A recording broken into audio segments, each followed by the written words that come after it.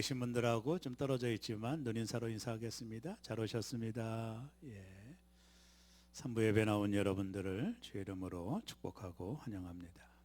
최근 그 현대인들을 두려움에 떨게 하는 것이 있는데, 원자폭탄이나 또 신무기가 현대인을 두렵게 떨게 만드는 것이 아니라 눈에 보이지 않는 작은 바이러스가, 인간의 눈에도 보이지 않는 그 바이러스가 지금 전 세계를 고통에 빠뜨리고 있는 것 같습니다. 바이러스를 다른 말로 여과성 병원체라고 하는데, 바이러스는 일반 세포와 다르게 분자 구성이 좀 다른데요, 비세포 구조로 되어 있습니다. 비세포 구조로 되어 있다라고 하는 것은 전염력이 빠르다라는 것을 말합니다. 근데 이 바이러스가 다 나쁜 것만은 아니에요. 우리 몸에 좋은 바이러스도 있는데, 문제는 나쁜 바이러스를 가리키는 것입니다. 바이러스의 특징은 이제 비세포 구조로 되어 있기 때문에 전염력이 빨라서 공기를 타고 또 비말로 이제 전파가 되는 것이죠. 그래서 코로나19 가운데 우리 모두 마스크를 쓰고 이 바이러스에 걸리지 않도록 조심하는 이유가 거기 있는 것입니다. 영적으로 보면 사람 사이를 전염시키는 바이러스도 있다라고 생각해 보았습니다. 그것은 감사와 원망의 바이러스라고 생각합니다. 감사와 원망의 바이러스도 영적으로 보면 상당한 전염력이 있는 것 같습니다. 한 사람의 감사가 전체를 감사하게 만들기도 하고, 또 한 사람의 원망이 전체를 원망으로 만드는 걸 보면 이 두 바이러스가 얼마나 전염력이 있는지를 우리는 확인할 수 있는 것입니다. 감사의 바이러스는 공동체를 감사하게 만들죠. 그러나 원망의 바이러스는 공동체를 원망으로 몰아가는 일들을 우리가 당하게 되는 것입니다.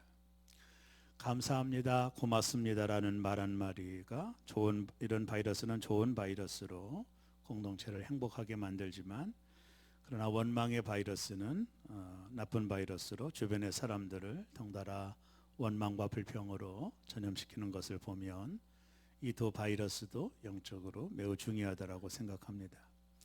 성도들에게 이 두 바이러스는 대단히 중요하기 때문에 한 번 정도 점검하고 넘어갈 필요가 있습니다. 이스라엘 민족은 450년 애굽의 노예 생활을 끝내고 하나님의 은혜로 애굽에서 탈출하게 됩니다. 그들은 태어나자마자 노예가 되었고 부역에 시달리는 인생을 살았죠. 하나님이 그들을 불쌍히 여기셔서 애굽에서 그들을 엑소도스라고 그러죠. 탈출을 시켜서 홍해를 건너게 하시고 광야에 들어가게 만드셨습니다. 어떻게 보면 더 이상 노예가 아니라 자유인이 된 것이죠. 그런 면으로 보면 이스라엘 민족에게 있어서 하나님의 큰 은혜가 임하게 된 것입니다. 날마다 감사해도 다 감사할 수 없는 은혜를 히브리 민족이 받은 것이지요. 그러나 이들이 광야에 들어가서 끊임없는 불평과 원망을 늘어놓았습니다. 어떤 때는 물이 없다, 또 만나가 좀 맛이 없다, 고기가 없다, 어떤 때는요 부추와 마늘도 없다, 이것까지 원망했으니까 이들이 상당히 많은 원망을 광야에서 쏟아내게 된 것입니다. 하나님께서 그들에게 은혜를 베풀었지만 광야에서 끊임없이 원망하는 히브리 민족, 이스라엘 민족을 향하여 오늘 우리가 읽은 민수기 14장 27절에 보면 이렇게 말씀하십니다. 우리 다 같이 함께 읽겠습니다. 나를 원망하는 이 악한 회중에게 내가 어느 때까지 참으랴. 이스라엘 자손이 나를 향하여 원망하는 바 그 원망하는 말을 내가 들었노라. 하나님께서 사랑하는 이스라엘 민족을 악한 회중이다 이렇게 명령했어요. 하나님이 상당히 기분이 상하신 거죠. 악한 민족이다 이렇게 그들을 불렀고, 그리고 하나님이 내가 어느 때까지 참으랴, 하나님의 인내가 떨어졌다라는 거예요. 내가 어느 때까지 이들을 참으랴 이렇게 말씀하셨습니다. 오늘 이 본문을 보면 하나님이 이 원망하고 불평하는 이스라엘 민족을 향하여 진노하고 계심을 우리는 확인할 수 있습니다. 이처럼 원망에는 힘이 있는데요, 어떤 힘일까요? 우리로 하여금 하나님의 축복을 누리지 못하게 만드는 힘이 있지요.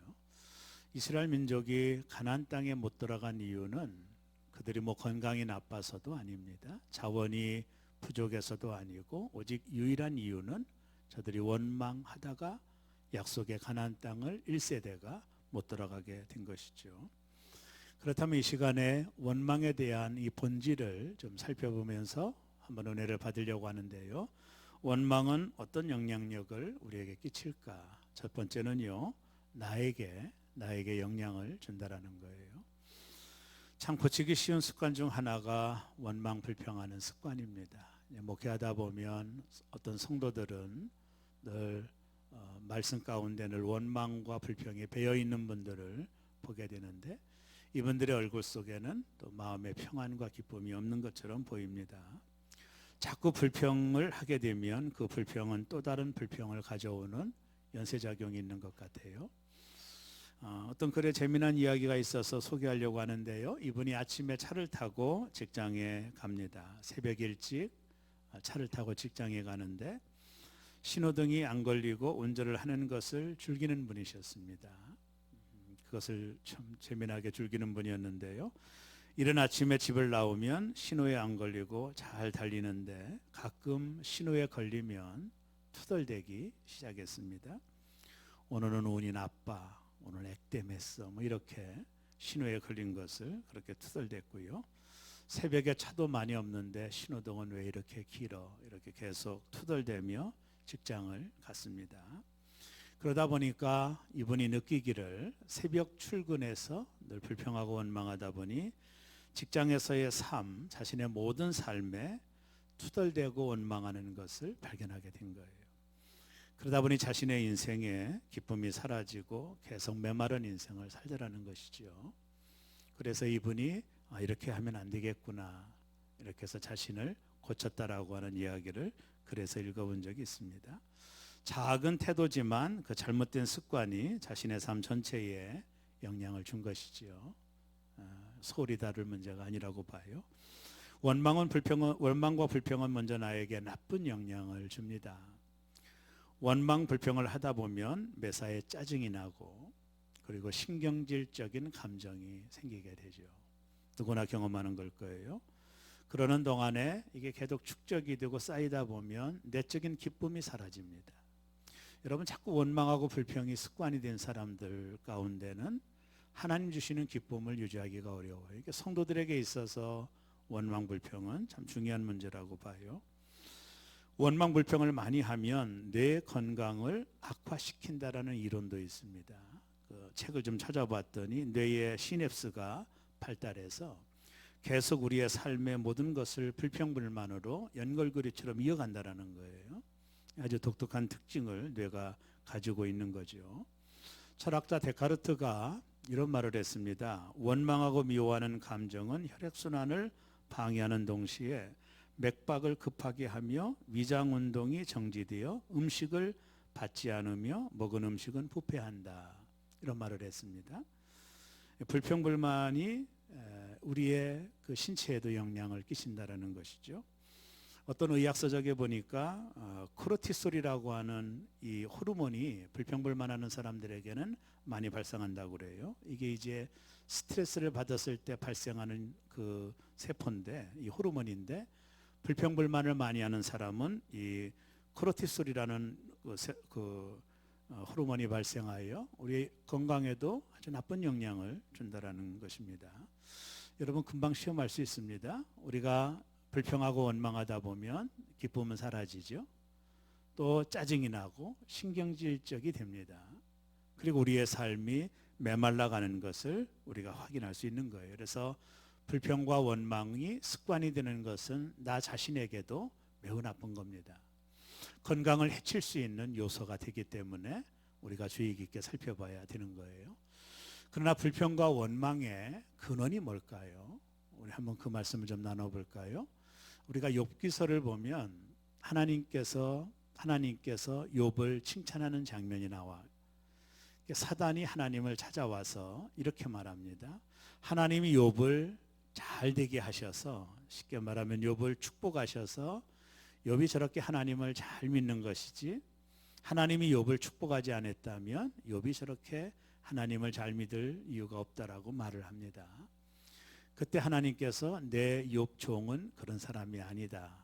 그때 사단이 그러면 내가 욥을 시험해 볼까요? 이렇게 제안을 하죠. 그때 욥기서에 보면 하나님께서 그래, 욥의 목숨은 너가 건드리지 말고 한번 시험해 봐라 이렇게 허락을 하셔요. 그래서 사단이 욥을 시험합니다. 그 시험의 첫 번째가 10 자녀가 하루아침에 망대가 무너져 다 죽었습니다. 큰 재앙이 욥의 가정에 온 거죠. 여러분, 한 자녀도 아니고 10 자녀가 객사를 한 것이니 얼마나 큰 재앙입니까? 또 하나, 욥은 동방의 부자였는데 자신의 재산이 다 없어져 버렸습니다. 얼마나 큰 충격이었고 타격이었겠어요. 또 하나는 자신의 건강, 악창이 나서 기와를 깨트려 몸을 이렇게 긁을 정도로 심각한 질병에 걸리게 돼요. 여러분, 사람이 이 정도 되면 욥의 부인이 하나님 원망하고 죽으라고 할 만하죠. 그러나 욥은 이런 상황 속에서도 하나님을 불평하거나 원망하지 않아요. 자, 욥기서 1장 22절이 그 말씀을 하고 있네요. 우리 다 같이 한번 읽겠습니다. 이 모든 일에 욥이 범죄하지 아니하고 하나님을 향하여 원망하지 아니하니라. 이 모든 일에, 욥이 당한 모든 일에 하나님을 원망하지 아니했다. 사단이 원하는 게 뭘까요? 욥의 재산을 가져가는 걸까요? 그렇지 않죠. 욥의 건강을 가져가는 건가요? 그렇지 않습니다. 욥의 자녀를 데리고 가는 걸까요? 그렇지 않아요.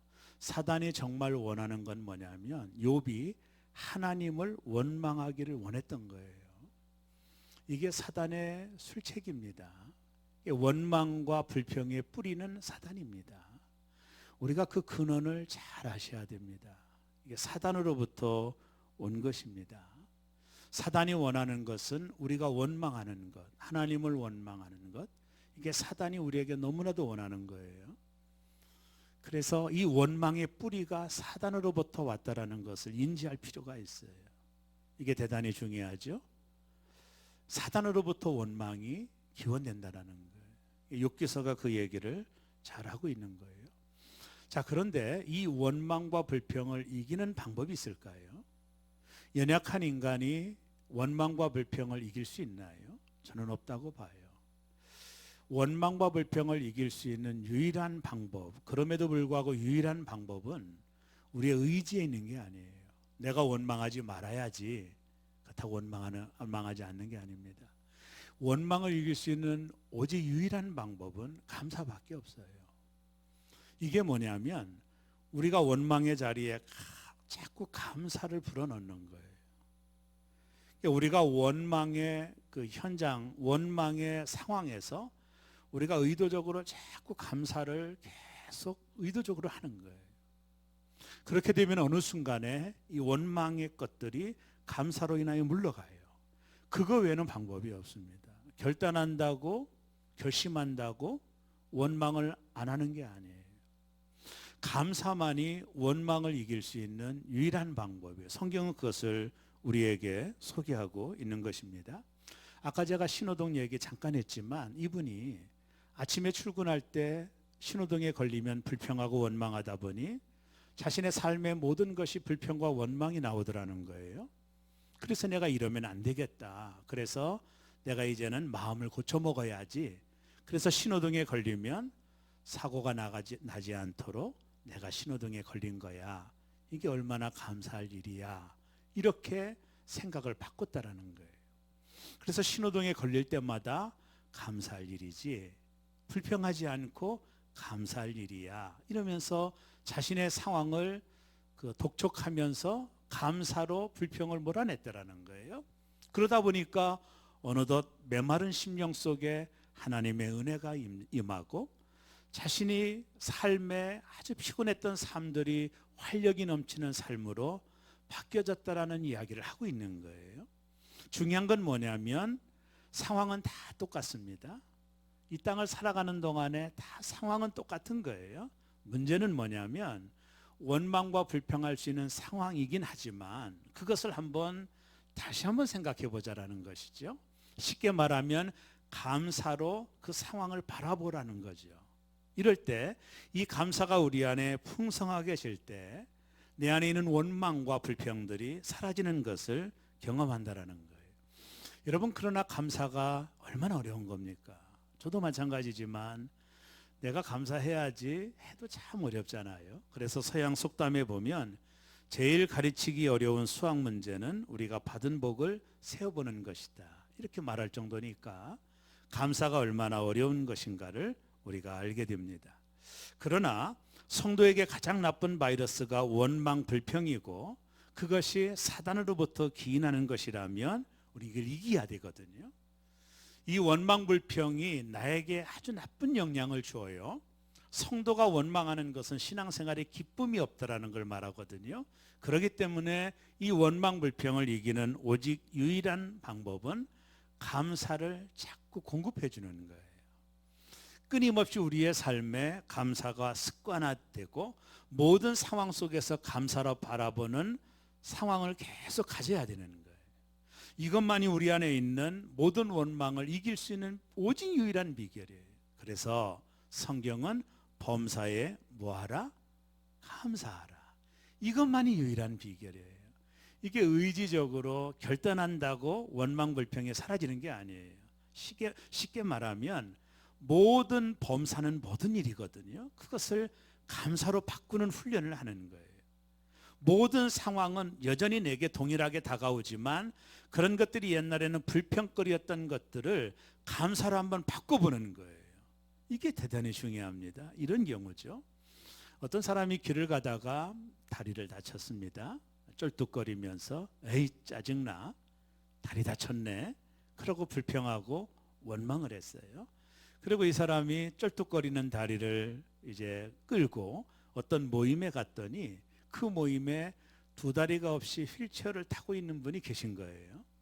근데 그분이 대화를 나누는데 너무나도 기쁘게 웃어가면서 대화를 하고 있는 거예요. 이때 이 사람이 그 사람을 보면서 뭘 느꼈느냐 하면 저 두 다리도 없는 분이 저렇게 행복하게 대화를 나누는데 나는 다리가 조금 다쳤다고 이렇게 불평하고 원망했던 자신이 참 안타깝게 보이더라는 거예요.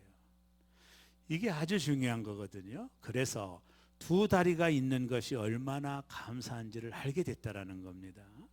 이거는 저의 경험에도 적용할 수 있어요. 제가 전도사 시절에 시장을 갔더니 두 다리가 없는 분이 이 타이어를 잘라서 두 다리를 동여매고 끌면서 행상을 하는 분을 제가 만났습니다. 찬송가를 틀고 시장 한복판에 기어오더라고요. 제가 그때 지금까지 느끼지 못했던 감사를 찾았습니다. 그게 뭐냐면 내가 두 다리가 있어 걸을 수 있다는 걸 그때 처음 제가 감사하게 느꼈어요. 그전에는 이것이 감사한 줄 몰랐어요. 당연한 것으로 알았는데 두 다리가 없이 기어오는 그분을 보는 순간에 내가 이 두 다리가 있다는 것이 이게 얼마나 감사한 것인가를 깨닫게 됐어요. 바로 이거거든요. 우리의 모든 삶 속에서 불평과 원망을 감사로 바꾸는 훈련을 하는 거예요. 여러분 생각해 보세요. 여러분 이 자리에 오셔서 예배를 드리시잖아요. 건강한 모습으로 오셨잖아요. 여러분 지금 중환자실에 가보면 이곳에 오고 싶어도 오지 못하는 얼마나 많은 사람이 있는지 몰라요.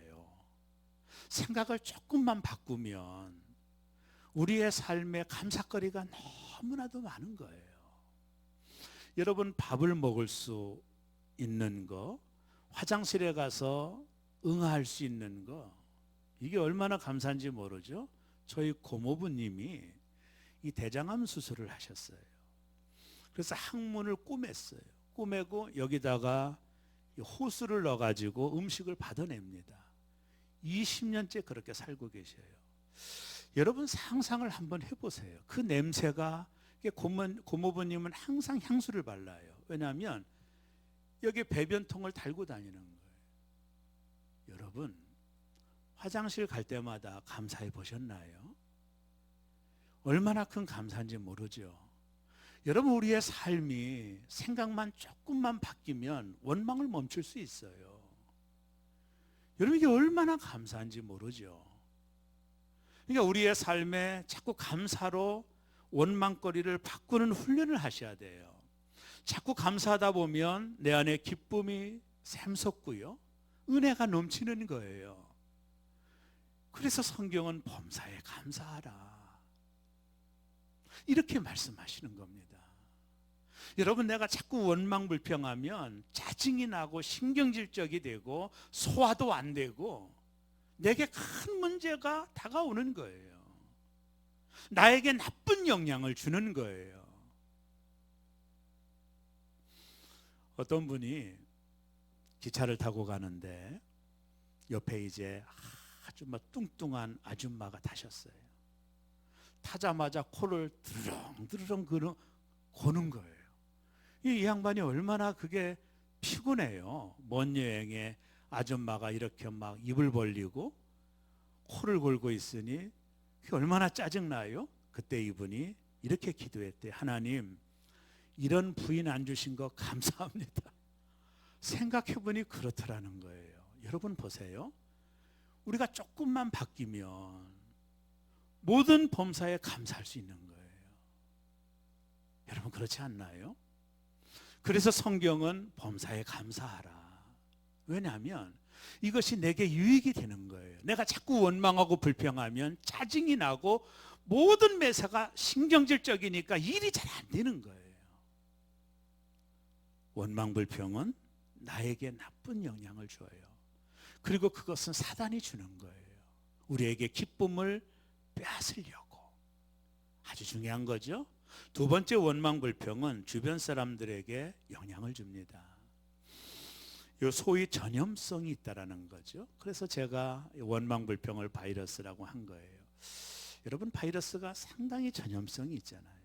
이 코로나19가 얼마나 전염성이 전파 속도가 빠릅니까? 공간 안에 같이 있어도 전염이 되니까 마스크를 쓸 수밖에 없잖아요. 이게 원망도 전염성이 아주 빨라요. 그래서 난 사람의 원망이 내 가정 안에 전염을 시키는 거예요. 그리고 교회라고 하는 이 공동체 안에 원망을 전염을 시키는 거예요. 그래서 이게 문제가 되는 거예요. 자, 웰 보웬이라는 목사님이 계셔요. 이분은 미국에서 목회하시는 분인데 성도가 한 200명 되는 교회를 목회하셨습니다.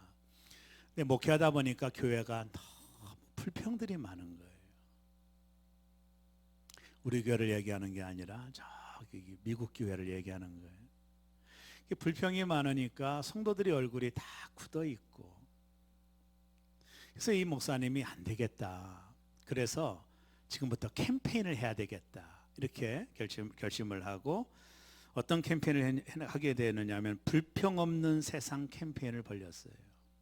그래서 한쪽 손목에 보라색 고무밴드를 끼우게 하고 성도들이 그 고무밴드를 끼우는 21일간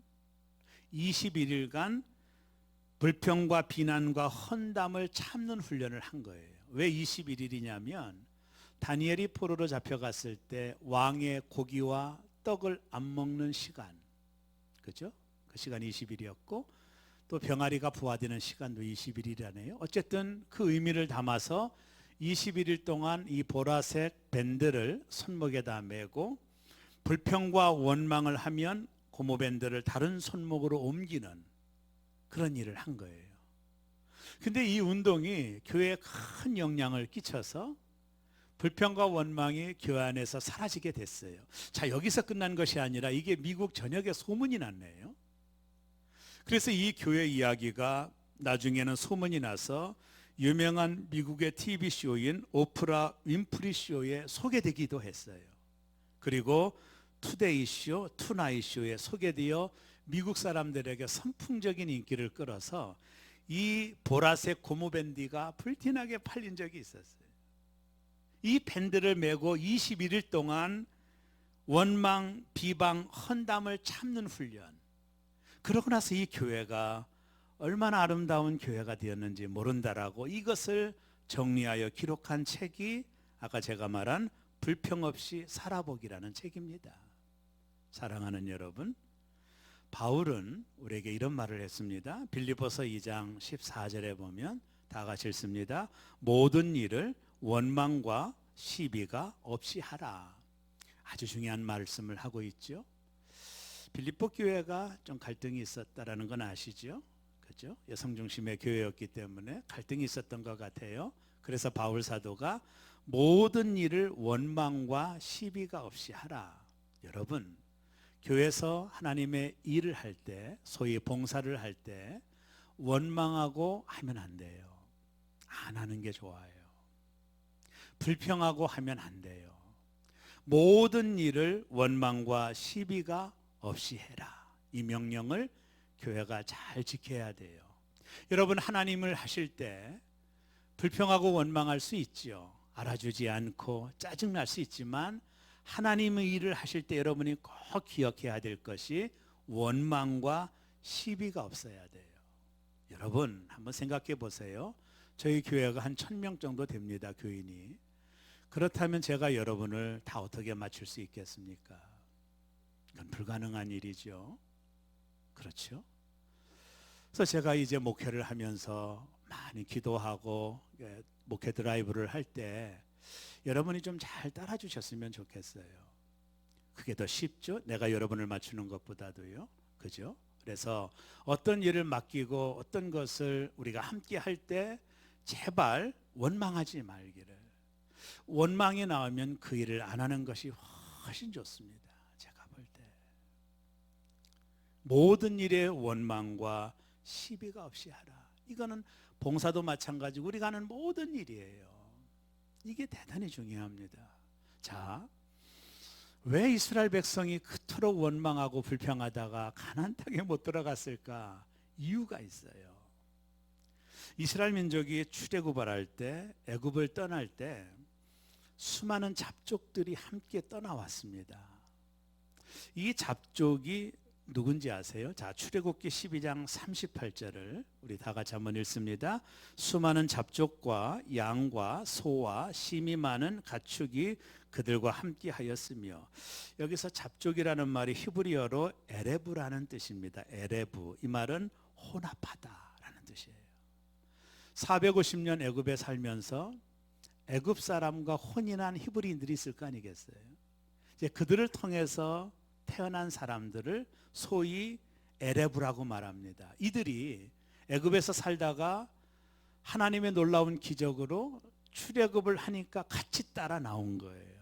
뒤에 끝에 마지막 따라 나온 무리가 이 에라브라고 하는 잡족들입니다.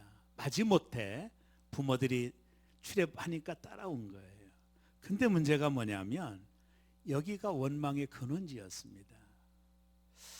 이게 문제예요. 자, 민수기 11장 4절을 우리 다 같이 읽습니다. 그들 중에 섞여 사는 다른 인종들이, 여기 섞여 사는 인종이 바로 잡족인데, 이들이 탐욕을 품음에 이스라엘 자손도 다시 울며 이르되 누가 우리에게 고기를 주어 먹게 하랴. 자, 이 에레브라고 하는 이 잡족들이 고기가 없다고 불평했어요.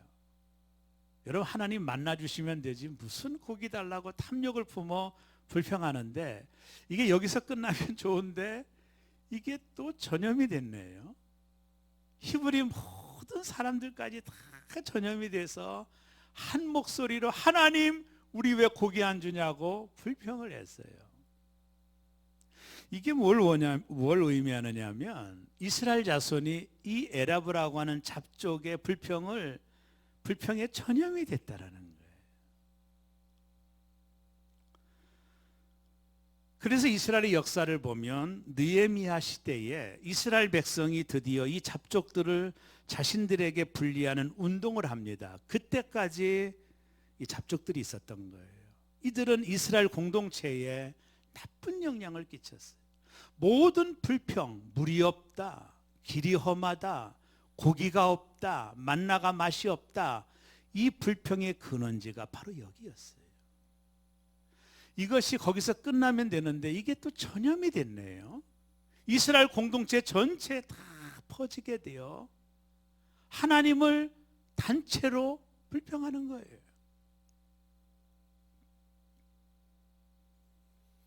원망이 얼마나 위험한지 알 수 있겠죠. 전염성이 아주 빠릅니다.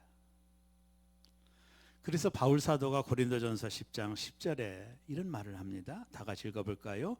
그들 가운데 어떤 사람들이 원망하다가 멸망시키는 자에게 멸망하였나니 너희는 그들과 같이 원망하지 말라.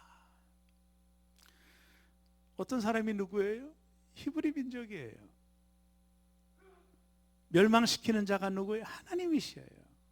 이들이 멸망했던 원인은 원망이에요. 너들은 그들과 같이 원망하지 말라. 왜 우리 바울은 원망을 엄히 경고할까요? 공동체에 악한 영향을 주기 때문입니다. 원망 불평을 멈추시고 원망 불평하는 자들을 가까이 하시면 전염이 됩니다. 거리두기 꼭 기억하시고 마스크 쓰시고 기다드시고 전염되니까. 영적 마스크를 쓰시고 전염되지 않도록. 이 원망이 얼마나 나쁜 바이러스인지를 아시겠죠. 이스라엘 민족이 가나안 땅에 들어가지 못한 1세대가 못 들어간 이유는 그들이 뭘 크게 잘못해서가 아니에요. 원망하다가 못 들어갔어요. 그게 이유예요. 세 번째, 원망 불평이는 하나님께 영향을 줘요. 하나님께. 이것이 가장 큰 문제입니다. 하나님은 이스라엘 백성의 원망과 불평을 들으셨어요. 꼭 기억하세요. 하나님 우리의 원망과 불평을 들으신다라는 거예요. 오늘 본문 민수기 14장 28절을 우리 다 같이 한번 읽습니다. 그들에게 이르기를 여호와의 말씀에 내 삶을 두고 맹세하노라. 너희 말이 내 귀에 들린 대로 내가 너희에게 행하리니. 내가 너의 말이 내 귀에 들린 대로 행할 것이다. 이들이 어떤 말을 한지 아세요? 하나님, 차라리 광야에서 죽었으면 좋겠어요. 이렇게 원망을 했어요. 그때 하나님께서 내 귀에 들린 대로 내가 시행하리라. 그리고 원망 불평했던 이들을 죽이기까지 40년이 걸렸어요. 왜 이스라엘이 40년이 광야 생활을 한지 아세요? 원망 불평하던 20세 이상이 죽을 때까지 하나님이 기다린 시간이 40년이에요. 이들이 죽을 때까지. 왜? 자기들이 말했거든요. 광야에서 죽었으면 좋겠다. 그래서 40년이 걸렸어요. 한 달이면 가는 가나안 땅을 40년이 걸린 거예요. 원망이 이처럼 매우 무서운 것입니다. 결국 이 광야에서 죽었으면 좋겠다고 말한 사람들은 그들의 말대로 가나안 땅에 들어가지 못하고 광야에서 죽었습니다. 불평의 말 한마디가 그들에게 저주로 찾아온 것이죠. 하나님 우리가 하는 모든 말을 들으십니다. 우리가 하는 모든 말이 하나님 귀에 들립니다. 그리고 하나님은 시행하십니다. 그래서 말이 대단히 중요한 것입니다. 절대로 원망과 불평의 말을 하시면 안 됩니다. 이제 불평의 말을 그치고 감사의 말을 하셔야 돼요. 이제부터 인생의 모든 불평거리를 감사거리로 바뀌는 훈련을 하셔야 돼요. 이게 처음에는 안 되고 어렵지만 여러분과 저의 인생을 위하여 반드시 하셔야 돼요. 그래서 감사는 보물찾기입니다. 하나님이 가까이 감사거리를 두셨어요. 보물찾기. 제가 오늘 아침에 일어났더니 집사람이 누른밥을 줬습니다. 누른밥이 다 끓지 않아서 딱딱한 거예요. 그래서 제가 속으로 불평이 나왔어요. 그러나 제가 말할 수 없어요. 또 혼날까 봐. 속으로 그랬어요. 하나님, 그래도 누른밥 끓여주는 마누라 주셔서 감사합니다.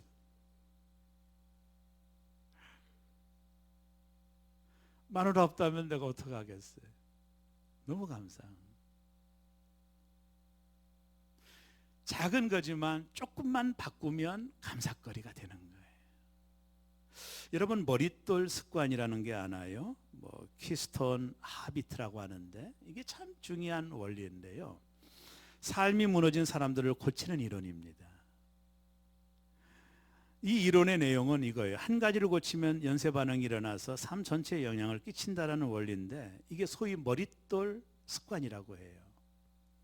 우리가 바꾸고 싶은 삶이 있다면 가장 머릿돌 되는 습관이 무엇인지 찾아내어 그것을 바꾸면 전체를 바꿀 수 있다라는 거예요.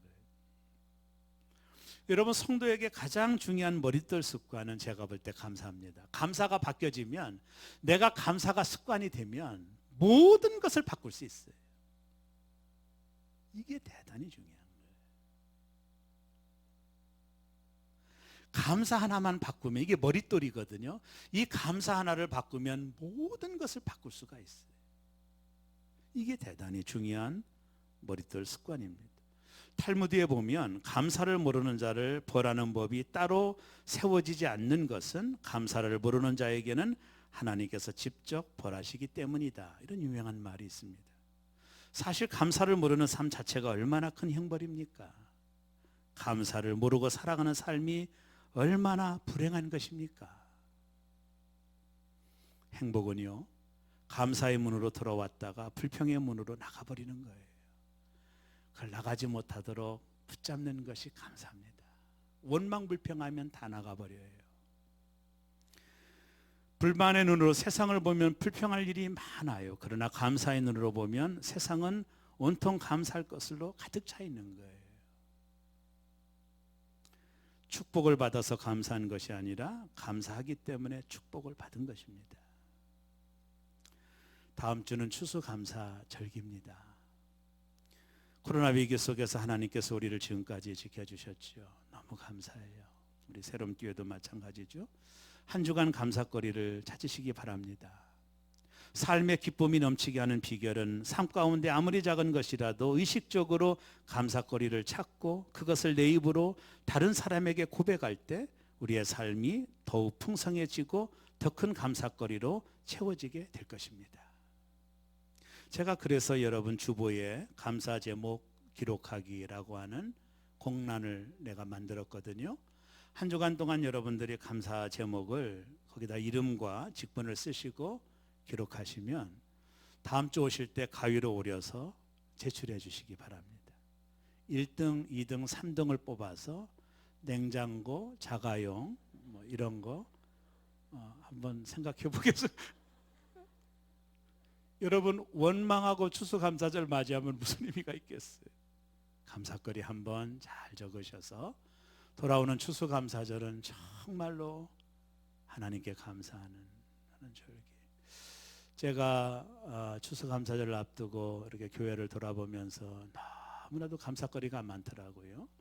저같이 부족한 목사 이렇게 잘 섬겨주시고 또 응원해 주신 당회원들, 또 권사님들, 집사님들에게 참 감사를 드립니다.